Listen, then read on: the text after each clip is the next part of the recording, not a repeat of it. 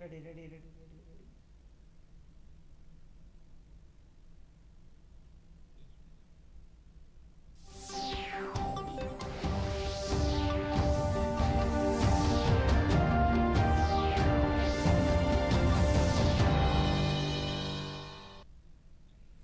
నమస్తే, దూరదర్శన్ వార్తలకి స్వాగతం. దూరదర్శన్ ప్రేక్షకులకు రంజాన్ పండుగ శుభాకాంక్షలు. వార్తల్లో ముందుగా ముఖ్యాంశాలు.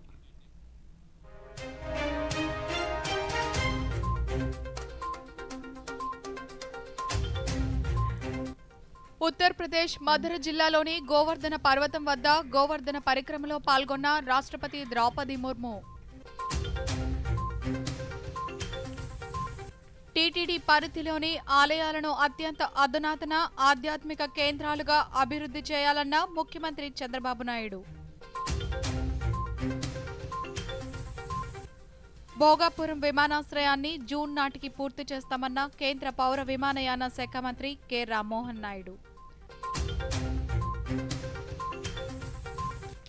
దేశవ్యాప్తంగా భక్తి శ్రద్ధలతో రంజాన్ వేడుకలు. ప్రధాని మన్ కీ బాత్ కార్యక్రమం ఈ నెల 29వ తేదీ ఉదయం 11 గంటలకు ప్రసారం. వార్తల్లో వివరాలు చూద్దాం. రాష్ట్రపతి ద్రౌపది ముర్ము ఈరోజు ఉత్తరప్రదేశ్లోని మధుర జిల్లాలోని గోవర్ధన్లో ఉన్న ప్రసిద్ధ దాన్ ఘాటి ఆలయాన్ని సందర్శించారు. ప్రత్యేక ప్రార్థనలు చేశారు. గోవర్ధన పర్వతం వద్ద సంప్రదాయబద్ధంగా గోవర్ధన పరిక్రమను నిర్వహించారు. ఈ పవిత్రమైన పరిక్రమలో పాల్గొన్న మొదటి రాష్ట్రపతిగా ఆమె నిలిచారు.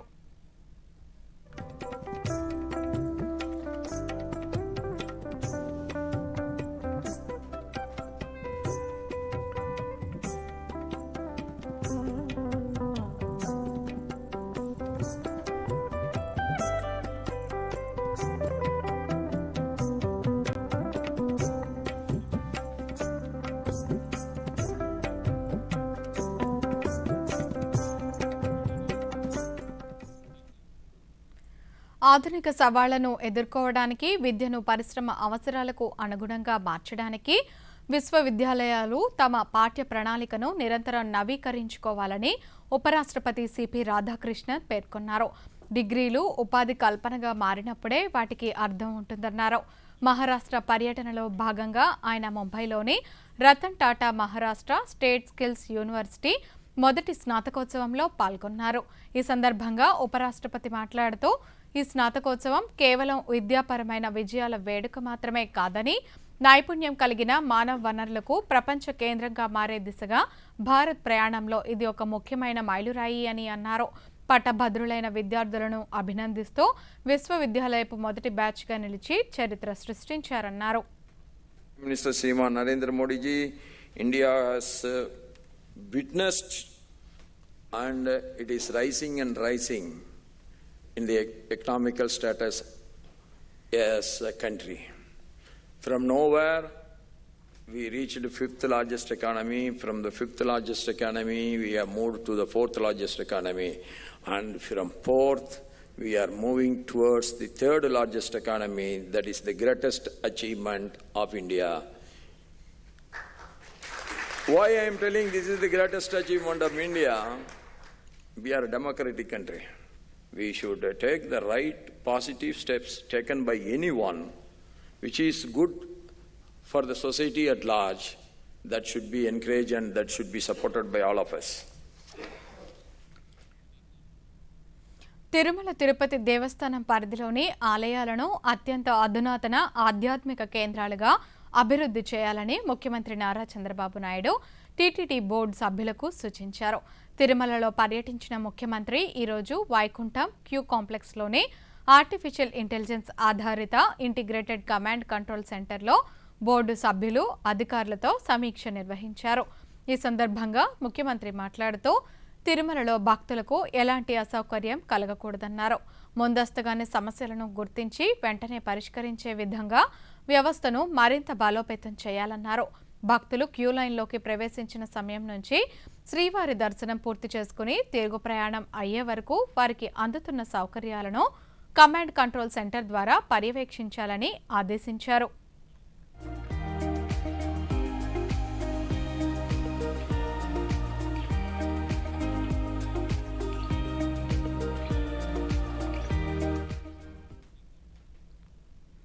వికసిత్ భారత్ స్వర్ణాంధ్ర సాధనలో సిఐఐ ప్రధాన పాత్ర పోషిస్తుందని కేంద్ర పౌర విమానయాన శాఖ మంత్రి కింజరపు రామ్మోహన్ నాయుడు తెలిపారు.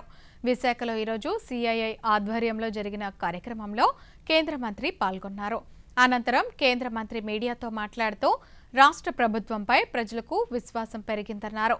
భోగాపురం విమానాశ్రయాన్ని జూన్ నాటికి పూర్తి చేస్తామని మంత్రి తెలిపారు. మూలపేట పోర్టు పనులు శరవేగంగా జరుగుతున్నాయన్నారు.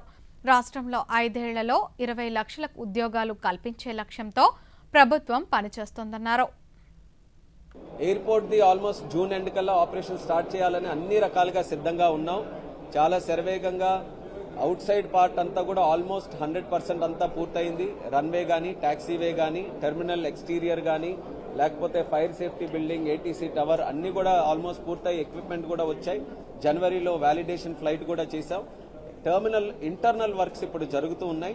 అవి కూడా ఫాస్ట్గా చేయించి జూన్ ఎండ్ కల్లా ఒక లక్ష్యం పెట్టుకొని మేము ముందుకెళ్తున్నాం. ప్రధానమంత్రి గారు కూడా దానికి ఇన్వైట్ చేస్తాం. మా శ్రీకాకుళం జిల్లాలో మూలపేట పోర్ట్ వస్తుంది. శరవేగంగా పనులు జరుగుతున్నాయి. దానికి అప్రూవల్స్ కావాలంటే కేంద్రం నుంచి సాల్ట్ ల్యాండ్ అప్రూవల్స్ కూడా తీసుకొని వచ్చి ట్రంక్ ఇన్ఫ్రాస్ట్రక్చర్ బిల్డ్ చేసి అది కూడా పూర్తి చేస్తున్నాం. నక్కపల్లిలో బల్క్ డ్రగ్ పార్క్ కానీ, అలాగే ఎంఎస్ఎంఈ పార్క్స్ కానీ, అలాగే ముఖ్యంగా గూగుల్ తాలూకా AI data centre investment $15 billion. మొట్టమొదట 16,000 ఉద్యోగాలు డిఎస్సితో మొదలుపెట్టి ప్రతి ఏటా కూడా జాబ్ క్యాలెండర్ అనౌన్స్ చేస్తామని ధైర్యంగా ప్రజలకు ఇచ్చినటువంటి మాట ప్రకారం మళ్ళీ 10,034 ఉద్యోగాలకి జాబ్ నోటిఫికేషన్స్ కూడా ఇవ్వడం జరిగింది. మరొక 5 monthsలో అది కూడా అంచెలంచెలుగా డిఫరెంట్ కేటగిరీస్లో అవన్నీ కూడా చేస్తున్నాం. వ్యవసాయానికి పూర్వ వైభవం రాబోతుందని కేంద్ర గ్రామీణాభివృద్ధి కమ్యూనికేషన్ శాఖ సహాయ మంత్రి డాక్టర్ పెమ్మసాని చంద్రశేఖర్ తెలిపారు. గుంటూరు జిల్లా కోర్నేపాడులో రైతు నేస్తం ఫౌండేషన్ ఆధ్వర్యంలో తుమ్మేటి రఘోత్తమరెడ్డి మిద్దెతోట పురస్కారాల కార్యక్రమంలో మంత్రి మాట్లాడుతూ రాబోయే రోజుల్లో మార్కెట్ను అవగాహన చేసుకుని అందరూ ఒకే పంట వేయకుండా డిమాండ్ సప్లై ఆధారంగా వ్యవసాయం చేయాలని సూచించారు. ప్రభుత్వ గోదాముల సౌకర్యాలను ఉపయోగించుకొని రైతులు పంటకు తగిన ఆదాయం ఆర్జించాలని సూచించారు. వ్యవసాయానికి కావాల్సిన విజ్ఞానాన్ని జోడించి ఏ విధంగా ఈ ప్రకృతి వ్యవసాయాన్ని ముందుకు తీసుకువెళ్లాలో చేయాలని మనస్ఫూర్తిగా కోరుకుంటా ఉన్నాను. ఏ ప్రాంతంలో ముందే మార్కెట్ని అవగాహన చేసుకొని అందరూ ఒకే పంట వేయకుండా దాన్ని ఏ విధంగా అందరూ కొంత చేయటం అనేది ఒకటి ఇంపార్టెంట్. మార్కెట్లు ఏ విధంగా మారుతున్నాయో చూసుకొని కరెంట్ జనరేషన్ వ్యవసాయం చేయాల్సిన అవసరం ఉంది. ఏ విధంగా వాల్యూ యాడ్ చేసుకొని గ్రామాల్లో ఒక వ్యాపారవేత్తలు చిన్న వ్యాపారవేత్తలు తయారైతే అప్పుడు క్యాపిటలిస్ట్ కంట్రీ లాగా అంటే కేవలం కొన్ని సంస్థలే మొత్తం వ్యాపార సామ్రాజ్యాన్ని కంట్రోల్ చేయలేని విధంగా ఉంటుంది. ఎఫ్పిఓలు కూడా ఫామ్ అయితే ఎన్ని గ్రామాల్లో ఫామ్ అయ్యి వాళ్ళందరూ చేస్తే అది కూడా బాగుంటుంది. ఎందుకంటే గ్రూపులు ఫామ్ అవుతాయో వాళ్ళకి బార్గెనింగ్ చేసేటువంటి శక్తి ఉంటుంది. యువత స్వచ్ఛందంగా రక్తదానం చేయాల్సిన అవసరం ఉందని రాష్ట్ర వైద్య ఆరోగ్య శాఖ మంత్రి సత్యకుమార్ యాదవ్ సూచించారు. తిరుపతిలోని ప్రభుత్వ ప్రసూతి ఆసుపత్రి ఆవరణలో నూతనంగా ఏర్పాటు చేసిన బ్లడ్ బ్యాంకును మంత్రి ఈరోజు ప్రారంభించారు.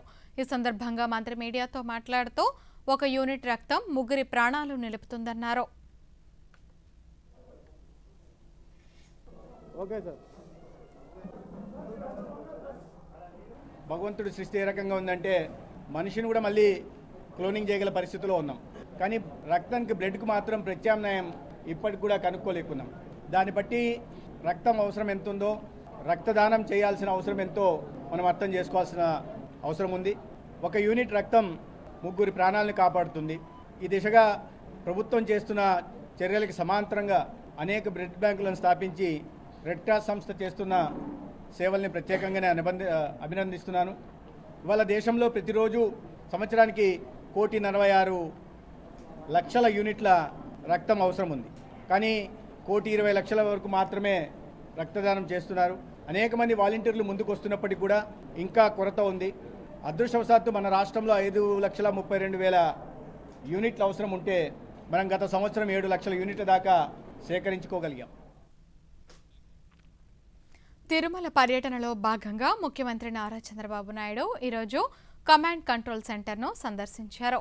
అనంతరం నీరు, ఆహార పదార్థాలు, ముడి సరుకుల నాణ్యతను పరీక్షించేందుకు ఏర్పాటు చేసిన వాటర్ అండ్ ఫుడ్ ఎనాలిసిస్ ల్యాబొరేటరీని ముఖ్యమంత్రి ప్రారంభించారు.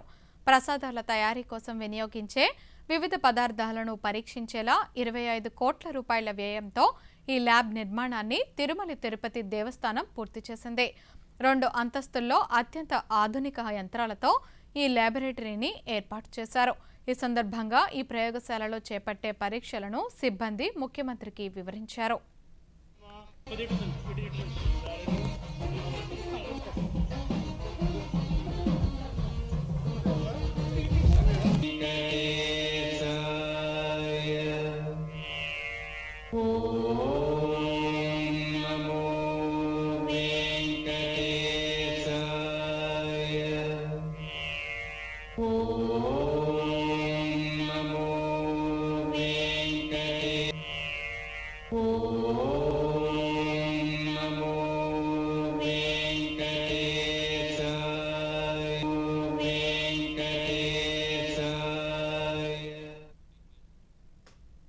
అరసవల్లి శ్రీ సూర్యనారాయణ స్వామి దేవాలయ ఆవరణలోని ఇంద్ర పుష్కరిణిని ఆధునికీకరించే చర్యలు చేపట్టామని కేంద్ర పౌర విమానయాన శాఖ మంత్రి కింజరపు రామ్మోహన్ నాయుడు పేర్కొన్నారు. అందులో భాగంగా ఈరోజు 4 కోట్ల రూపాయలతో చేపట్టిన పుష్కరిణి ఆధునికీకరణ పనులకు రాష్ట్ర వ్యవసాయ శాఖ మంత్రి కింజరపు అచ్చెన్నాయుడు మంత్రి శంకుస్థాపన చేయగా ఈ కార్యక్రమంలో కేంద్ర మంత్రి, స్థానిక శాసనసభ్యులు గొండు శంకర్, జిల్లా కలెక్టర్ స్వప్నిల్ దినకర్ పున్కర్ తదితరులు పాల్గొన్నారు. ఈ సందర్భంగా కేంద్ర మంత్రి మాట్లాడుతూ కేంద్ర ప్రభుత్వం అమలు చేస్తున్న ప్రసాద్ పథకం కింద ఈ క్షేత్రాన్ని అంతర్జాతీయ స్థాయిలో అభివృద్ధి చేస్తామన్నారు. భక్తుల రద్దీ పెరుగుతుందని, వారికి ఎలాంటి ఇబ్బందులు లేకుండా అన్ని సౌకర్యాలు కల్పించనున్నట్లు తెలిపారు. దేవాలయాన్ని ఇప్పుడుండేటటువంటి భక్తుల తాకిడికి అనుగుణంగా, ఈ ఆలయం తాలూకా ప్రసిద్ధికి అనుగుణంగా బ్రహ్మాండంగా వైభవంగా దీన్ని డెవలప్ చేయాలని కూటమి ప్రభుత్వం ఆధ్వర్యంలో కంకణం కట్టుకొని మరి మేమందరం కూడా కృషి చేయడం జరుగుతుంది. అందులో భాగంగా ఈరోజు 4 కోట్ల రూపాయలతో మాస్టర్ ప్లాన్ ఒకటి అనుకొని దానికి అనుగుణంగా ఇక్కడ పుష్కరిణిని కూడా రీడెవలప్ చేయడం జరుగుతుంది. దానికి ఈరోజు శంకుస్థాపన చేయడం చాలా ఆనందంగా ఉంది. మరి ఈరోజు రాష్ట్రంలో ఉన్నటువంటి ప్రసిద్ధి చెందిన ఆలయాల్లో అరసవల్లి సూర్య దేవాలయం కూడా చాలా ముఖ్యమైనటువంటిది. దానికి మాస్టర్ ప్లాన్ కూడా వేసుకొని ఒక పక్కన కేంద్ర ప్రభుత్వం నుంచి ప్రసాద్ స్కీమ్ ద్వారా ఆ మాస్టర్ ప్లాన్కి నిధులు కూడా తీసుకొని రావాలని ఒక ప్రయత్నం కూడా చేస్తున్నాం. తెలంగాణ వాహనదారులకు రాష్ట్ర ప్రభుత్వం శుభవార్త చెప్పింది. ఇకపై ఒక వ్యక్తి పేరు మీద ఎన్ని వాహనాలు కొనుగోలు చేసినా 2% అదనపు పన్ను చెల్లించాల్సిన అవసరం లేదని పేర్కొంది. కేవలం సాధారణ లైఫ్ ట్యాక్స్ కడితే సరిపోతుందని తెలిపింది. ఈ కొత్త నిబంధన ఈ నెల 23వ తేదీ నుంచి అమల్లోకి రానుంది. దీంతో వాహన కొనుగోలుదారులకు పెద్ద ఆర్థిక ఉపశమనం కలగనుంది.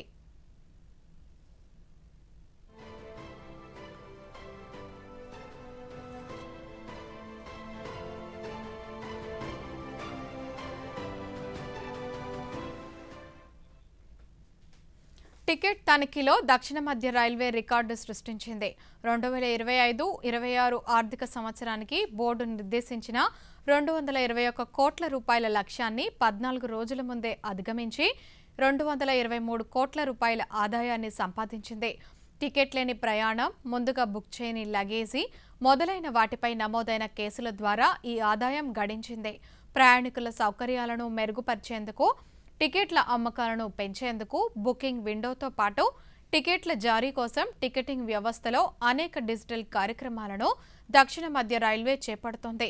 ఈ సందర్భంగా దక్షిణ మధ్య railway general manager Sanjay Kumar Srivastava మాట్లాడుతూ టికెట్ తనిఖీ ఓ పటిష్టమైన యంత్రాంగమని, ఇది అక్రమ రైలు ప్రయాణాలను అరికట్టడంలో సహాయపడుతుందని, అలాగే నిజమైన రైలు ప్రయాణికుల్లో విశ్వాసాన్ని పెంపొందించడంలో కూడా తోడ్పడుతుందని తెలిపారు.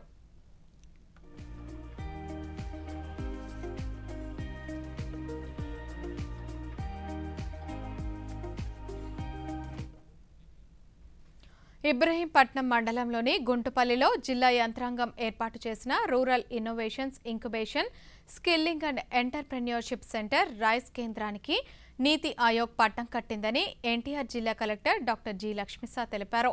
గ్రామీణ మహిళలు పారిశ్రామికవేత్తలుగా ఎదిగేందుకు చేపడుతున్న కార్యక్రమాలకు 1,55 లక్షల రూపాయల ఆర్థిక మద్దతుకు ఆమోదం తెలుపుతూ తాజాగా ఉత్తర్వులు ఇచ్చినట్లు వెల్లడించారు. ఈ అంశంపై ఆయన కలెక్టరేట్లో మీడియాకు వివరిస్తూ మహిళల ఆర్థిక సాధికారత, స్వయం ఉపాధి అవకాశాల విస్తరణ లక్ష్యంగా రైస్ ప్రణాళికను నీతి ఆయోగ్కు పంపగా పరిశీలించి ఆర్థిక మద్దతుకు తెలిపినట్లు వివరించారు. ఈ నిధులు ఏఐ ఆధారిత నైపుణ్య సర్వే, నైపుణ్యాభివృద్ధి, శిక్షణ కార్యక్రమాలు, మౌలిక సదుపాయాల కల్పనకు ఉపయోగపడతాయన్నారు. రైస్ను సద్వినియోగం చేసుకోవాలనుకునే ఔత్సాహికులు 7075385588 నంబర్లలో సంప్రదించవచ్చని కలెక్టర్ సూచించారు. అలాగే దీని గురించి ఒక నీతి ఆయోగ్ అప్పుడు ఒక రిపోర్ట్ రాసాము. ఎందుకంటే ఒక ఇన్క్యుబేషన్ సెంటర్ పెట్టాలంటే మనకు ఒక ఇన్ఫ్రాస్ట్రక్చర్ ఉండాలి, అక్కడ ట్రైనింగ్ చేయడానికి ఒక ఫెసిలిటీ ఉండాలి, ఫండ్స్ ఉండాలి బేసికల్లీ. సో ఈ ఫండ్స్ కోసం మనము నీతి ఆయోగ్ రాసి ఉన్నాము. 2-3 సార్లు క్వైరీ కూడా అడిగారు. మనము ఇక్కడ టెంటేటివ్గా స్టార్ట్ చేసేసాము. PDDRDA అలాగే సెర్ప్ సహకారంతో ఇక్కడ స్టార్ట్ చేసుకున్నాము. స్టార్ట్ చేసుకొని ఒక్కొక్కటిగా మొదలు పెట్టాము. కిల్లింగ్ డెస్క్ పెట్టాము. వాళ్ళు ఎంబ్రాయిడరీ నేర్చుకోవాలి, లేదా ఏదైనా ఈ పేపర్ క్రాఫ్ట్ నేర్చుకోవాలి, లేదా స్టిచ్చింగ్ నేర్చుకోవాలి, ఇటువంటిది పెయింటింగ్ నేర్చుకోవాలి, ఇటువంటిది ఉంటే వాళ్ళు ఈ స్కిల్లింగ్ డెస్క్లో వచ్చి నమోదవుతే వాళ్ళకి స్కిల్లింగ్ అయ్యే. వార్తల్లో చిన్న విరామం. 605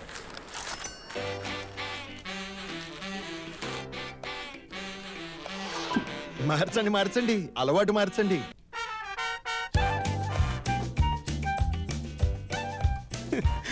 మార్చండి, అలవాటు మార్చండి. ఇప్పుడు దగ్గరలో ఉన్న బ్యాంకుకి వెళ్లి పాత నోట్లు మార్చండి. బ్యాంక్ వీల్లేదంటే ఆర్బీఐ ఒంబడ్స్మన్ కి ఫిర్యాదు చేయండి.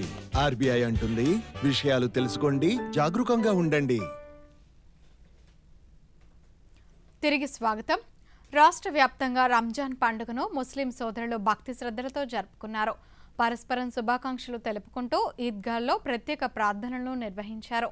రాష్ట్ర వ్యాప్తంగా జరిగిన రంజాన్ వేడుకల విశేషాలను ఇప్పుడు చూద్దాం. రంజాన్ పర్వదినాన్ని ప్రకాశం జిల్లా వ్యాప్తంగా భక్తి శ్రద్ధలతో నిర్వహించారు. ఈద్గాలలో ప్రత్యేక ప్రార్థనలు చేశారు. ఒంగోలు గద్దలగుంట ఈద్గాలో ముస్లింలు సామూహిక ప్రార్థనలు చేశారు. పెద్ద సంఖ్యలో హాజరైన ముస్లింలతో మత పెద్దలు ప్రార్థన చేయించారు. ఈ సందర్భంగా ఒకరికొకరు పరస్పరం శుభాకాంక్షలు తెలుపుకున్నారు.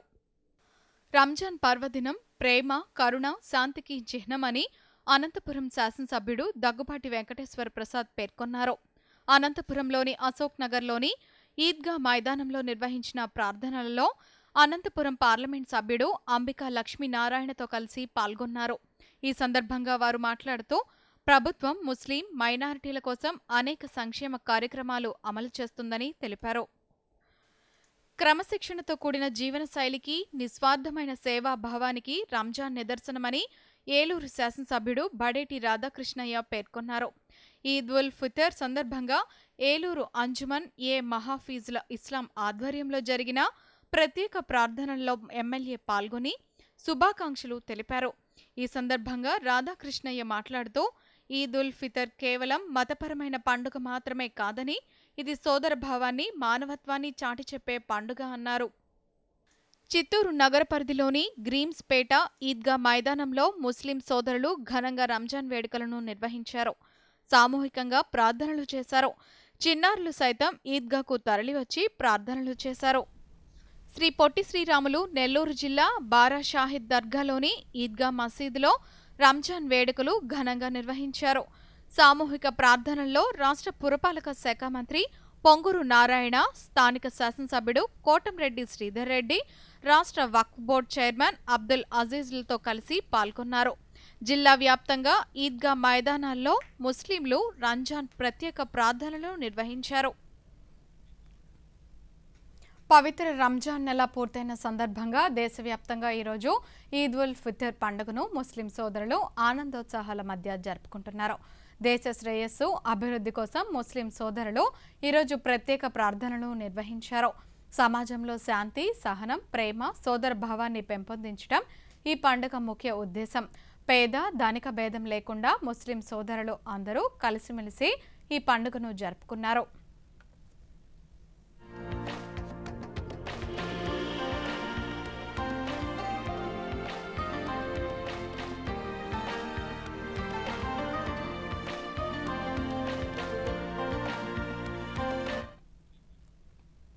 చైత్ర నవరాత్రి ఉత్సవాల్లో భాగంగా 3వ రోజైన ఈరోజు దేశవ్యాప్తంగా అమ్మవారిని చంద్రఘంటాదేవిగా ప్రజలు ఆరాధిస్తున్నారు.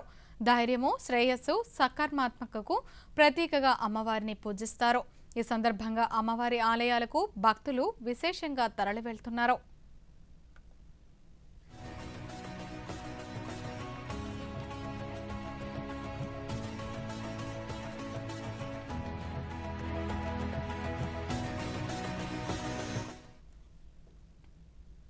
ఉత్పత్తి, డిమాండ్, సరఫరాల మధ్య సమతుల్యత సాధించే దిశగా కేంద్ర ప్రభుత్వం ఎరువుల దిగుమతి చేసుకుంటుందని కేంద్ర రసాయనాలు, ఎరువుల మంత్రిత్వ శాఖ తెలియజేసింది.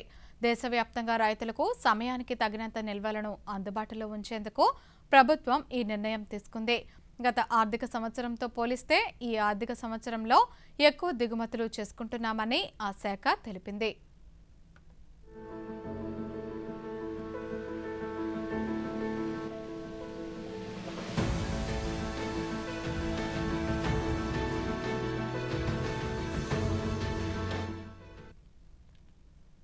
ప్రతి సంవత్సరం మార్చి 21వ తేదీని ఐక్యరాజ్య సమితి ప్రపంచ డౌన్ సిండ్రోమ్ దినోత్సవంగా ప్రకటించింది. డౌన్ సిండ్రోమ్ ఉన్న వ్యక్తులకు సమాజంలో సమాన హక్కులు, అవకాశాలు కల్పించాలనే ఉద్దేశంతో నేడు డౌన్ సిండ్రోమ్ దినోత్సవాన్ని జరుపుకుంటున్నాం. డౌన్ సిండ్రోమ్ అనేది ఒక జన్యుపరమైన స్థితి. డౌన్ సిండ్రోమ్ ఉన్న పిల్లలు నెమ్మదిగా నేర్చుకున్నప్పటికీ సరైన శిక్షణ, ప్రోత్సాహం అందిస్తే వారు కూడా అన్ని రంగాల్లో రాణించగలరు. ఈ సందర్భంగా డౌన్ సిండ్రోమ్ ఉన్నవారిని సమాజంలో ఒక అంతర్భాగంగా మార్చాలని పిలుపునిస్తున్నారు.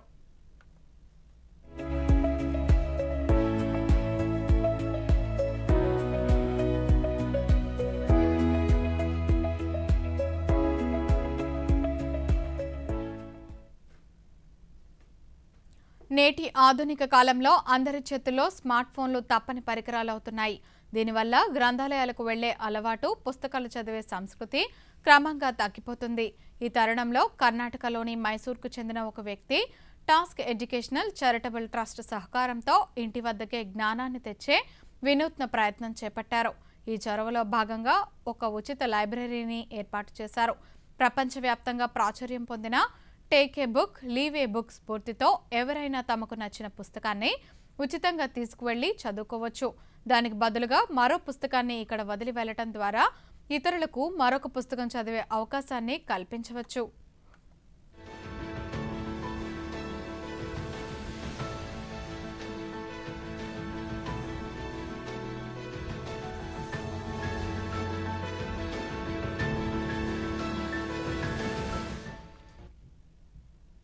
హస్తకళలకు పుట్టినిల్లు మన భారతదేశం. అందులోనూ రాజస్థానీ కళలకు ఒక ప్రత్యేకమైన గుర్తింపు ఉంది. సాధారణంగా కుండలు అంటే మట్టితో చేస్తారని మనకు తెలుసు. కానీ జైపూర్ బ్లూ పాటరీ సాధారణ మట్టిని అస్సలు ఉపయోగించరు. దానికి బదులుగా క్వార్ట్జ్ రాతిపొడి, గాజుపొడి, ముల్తానీ మట్టి, జిగురు మిశ్రమంతో వీటిని తయారు చేస్తారు. అందుకే ఈ పాత్రలు ఎంతో నునుపుగా, చూడగానే ఆకట్టుకునేలా ఉంటాయి. నీలం, ఆకుపచ్చ రంగుల పూల డిజైన్లతో అందంగా అలంకరింపబడిన ఈ పాత్రలపై పెయింటింగ్ అంతా చేత్తోనే చేయటం విశేషం.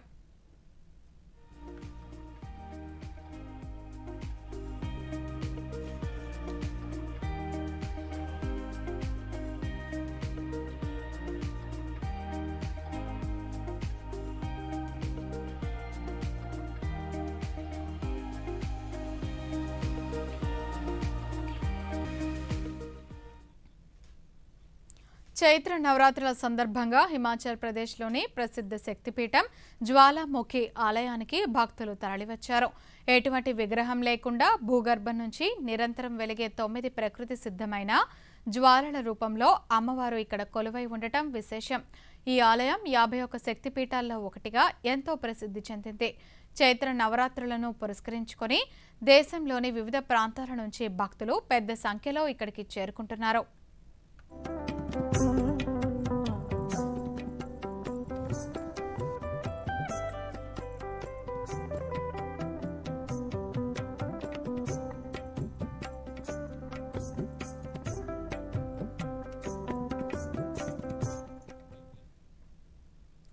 ఎండల తీవ్రత పెరుగుతున్న వేళ చల్లని గాలులు, పచ్చని తేయాకు తోటల మధ్య సేద తీరాలనుకునే వారికి ఊటీ ఒక చక్కని ప్రదేశం. తమిళనాడులోని నీలగిరి పర్వత శ్రేణుల్లో సముద్ర మట్టానికి అత్యంత ఎత్తులో ఉన్న ఊటీ అటు ప్రకృతి ప్రేమికులను ఇటు సాహస యాత్రికులను ఎంతగానో ఆకట్టుకుంటోంది. ఇక్కడి విశాలమైన తేయాకు తోటలు, వందలాది రకాల పువ్వులతో కూడిన ఉద్యానవనం పర్యాటకులకు ఆహ్లాదకరమైన అనుభూతిని ఇస్తుంది. అంతేకాకుండా బోటింగ్ వంటివి ఇష్టపడే వారి కోసం ఇక్కడ ప్రత్యేక ఏర్పాట్లు కూడా ఉన్నాయి. ప్రకృతి ఒడిలో ప్రశాంతతను కోరుకునే వారికే కాకుండా సాహసయాత్రలు చేసే యువతకు కూడా ఊటీ నేడు ఒక ప్రధాన పర్యాటక కేంద్రంగా మారింది.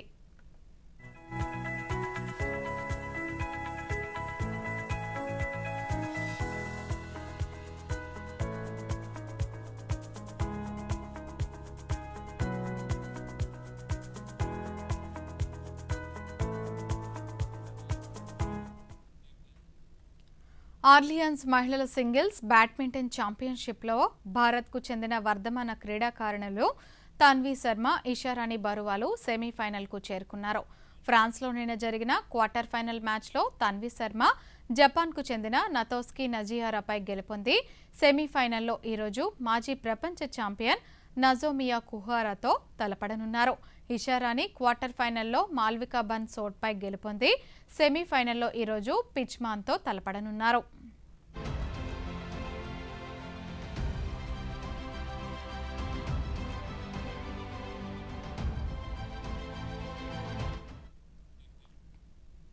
భారత వాతావరణ శాఖ ఈరోజు ఒడిశా, పశ్చిమ బెంగాల్, సిక్కిం రాష్ట్రాలకు ఆరెంజ్ అలర్ట్ను జారీ చేసింది. రాష్ట్రాల్లో ఉరుములు, మెరుపులతో కూడిన పిడుగులు పడే అవకాశం ఉందని తెలిపింది.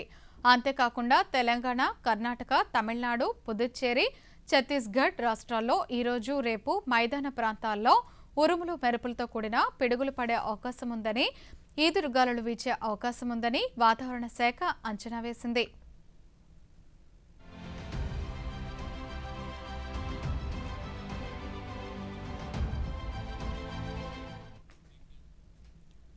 దక్షిణ అంతర్ కర్ణాటక పరిసర ప్రాంతాల్లోని ఉపరితల ఆవర్తనం కొనసాగుతోంది. మరోవైపు ఉత్తర అంతర్ కర్ణాటక వరకు దక్షిణ అంతర్ కర్ణాటక, తమిళనాడు అంతర్భాగంలో అల్పపీడన ద్రోణి కొనసాగుతుంది.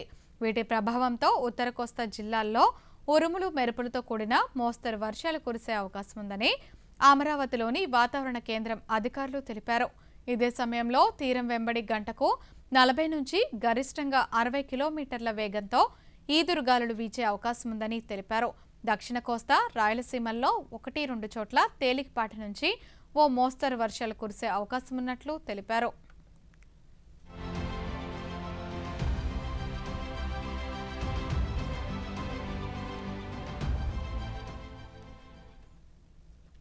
ప్రధానమంత్రి నరేంద్ర మోదీ తన మనసులోని భావాలను దేశ ప్రజలతో పంచుకునే మన్ కీ బాత్ కార్యక్రమం 132వ సంచిక ఈ నెల 29వ తేదీ ఆదివారం ఉదయం 11 గంటలకు ప్రసారమవుతుంది. ప్రజలు తమ అభిప్రాయాలను నమో యాప్ ద్వారా కానీ, స్వర సందేశాలను 1800117800 నెంబర్కు ఈ నెల 27వ తేదీలోగా పంపవచ్చు.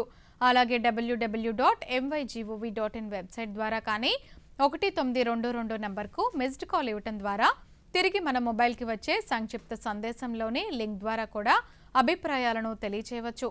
ఆకాశవాణి సమన్వయంతో దూరదర్శన్ ఛానళ్లు మన్ కీ బాత్ కార్యక్రమాన్ని ప్రసారం చేస్తాయి. ఈ కార్యక్రమ తెలుగు అనువాదం వెనువెంటనే దూరదర్శన్ సప్తగిరిలో ప్రసారమవుతుంది.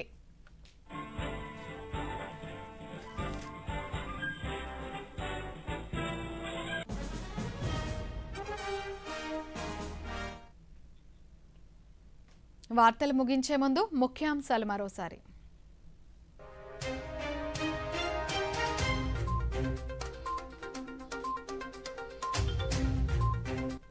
ఉత్తరప్రదేశ్ మధుర జిల్లాలోని గోవర్ధన పర్వతం వద్ద గోవర్ధన పరిక్రమలో పాల్గొన్న రాష్ట్రపతి ద్రౌపది ముర్ము. టీటీడీ పరిధిలోని ఆలయాలను అత్యంత అధునాతన ఆధ్యాత్మిక కేంద్రాలుగా అభివృద్ధి చేయాలన్న ముఖ్యమంత్రి చంద్రబాబు నాయుడు.